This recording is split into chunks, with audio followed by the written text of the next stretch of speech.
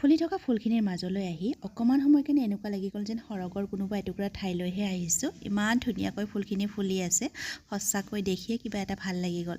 আৰু ফুলটো সকলোৱে ভাল পায় নহয়নে? নমস্কাৰ সকলোকে, মোৰ অন্য এটি ভিডিঅ'লৈ। আশা কৰোঁ আপোনালোক সকলোৱে ভালে কুশলে আছে। আৰু ইয়াৰ লগৰজনী আৰু মই আজি আহিছোঁ আমাৰ ওদালগুৰিতে থকা UN ব্ৰহ্ম পাৰ্কখনলৈ বুলি। সন্ধিয়া সময়খিনিনো কি কৰোঁ, সেয়েহে লগৰজনীৰ সৈতে অকণমান ফুৰিবলৈ আহিলোঁ।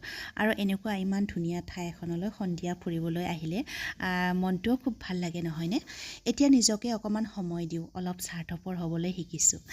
অৱশ্যে আমাৰ জীৱনটোও ইমান বেয়া নহয়, বুজিছেনে? বেয়া কৰে অৱশ্যে জীৱনৰ বাটত লগ পোৱা সেই মুখা পিন্ধা মানুহবোৰেহে নহয়নে? নিজক কেনেকৈ সুখী ৰাখিব পাৰি আমি সেয়াই চিন্তা কৰিব লাগে, কাৰণ আমাক দুখ দিবলৈ মানুহৰতো অভাৱ নাই এই পৃথিৱীত। অৱশ্যে মোৰ বেয়া অভ্যাস বুলিবলৈ কিন্তু তেনেকুৱা একো নাই দেই, কিন্তু পটককৈ খংটোহে উঠি যায়, পিছত আকৌ নিজক কণ্ট্ৰলো কৰোঁ দিয়কচোন। যাৱা আন্ধাৰ হ'ল। কোনে? অঁ কাপোৰ বেগটো আছে ন?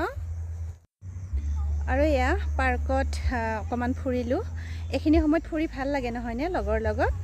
আৰু এতিয়া যাব ওলাইছোঁ। এনেকৈ মুকলি আকাশৰ তলত খোজকাঢ়ি মনটো কিবা এটা ভাল লাগে নহয়নে? নিজৰ মনটোক ভালে ৰাখক। আজিকালি মানুহৰ মনবোৰতো কৌশলেৰে ভৰা। একেলগে থাকে, হিংসাও কৰে, সম্পৰ্কও বচাই ৰাখে, আকৌ শত্ৰুতাও কৰে, প্ৰশংসাও কৰে, লগতে পিঠিৰ আঁৰত বেয়া কমেণ্টো কৰে।